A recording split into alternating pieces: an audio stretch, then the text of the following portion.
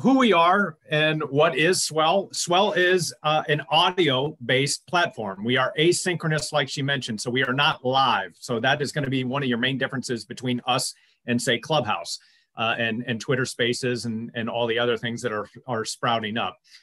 And we are limiting everybody to 5 minutes of audio per time. So it is kind of dealt with the consumer in mind.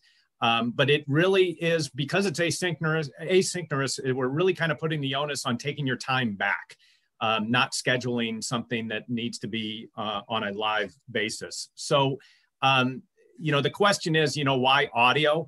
And this, the rise of audio, I know podcasting has been around for quite a while, but, with the pandemic last year, we really kind of saw a rise in audio. And we launched we launched in beta right before Clubhouse took off. And what we were a health-based app, and we wanted people to tell their stories on how they actually overcame health problems.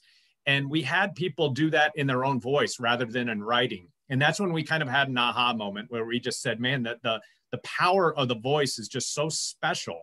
And it's so missing in today's environment. Now that was a few months ago.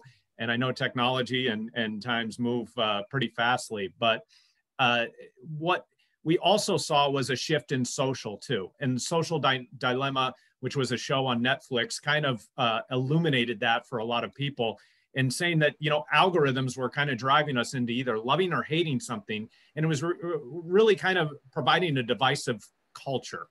And we wanted to take that back. And we thought audio was the way to do that. Audio is warmer, and audio kind of unites people because you hear inflection. And sometimes text is just not enough to actually get your point across. And sometimes video is too much.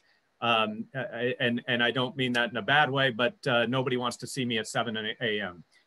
Trust me, you just don't want to.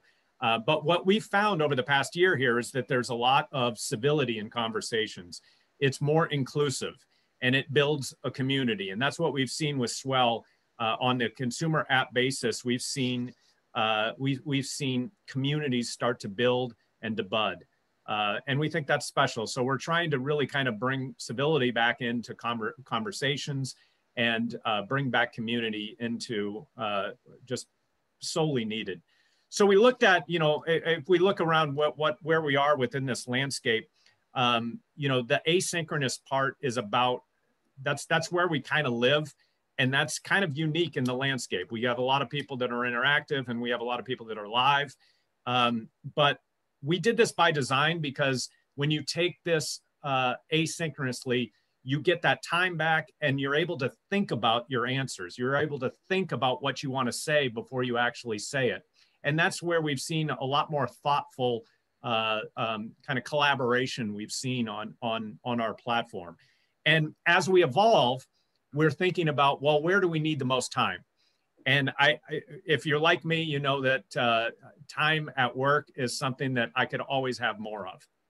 And as I look to get on people's calendars and coordinate meetings, it's a lot of work. And this is where I think we have done really well within a corporate standpoint. And we've just done this with a few organizations that were kind of friends and family. And I personally use it in a work aspect instead of email. And instead of typing up a summary of a meeting, I'll go on a walk and I'll talk the summary of the meeting, and it just frees me up so much and brings time back into it. So then we start talking about events and how we can do contribute to events. And what we've come up with is kind of a niche use case, and we think we can do this as pre and post event networking.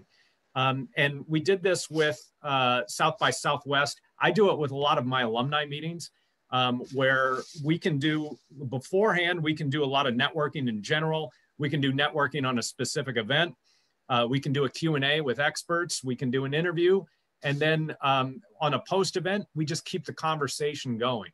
And I am going to, I'm going to show you that, whoops, I'm sorry. I'm going to show you the app here. 7 of 10 deaths in the US are caused by chronic.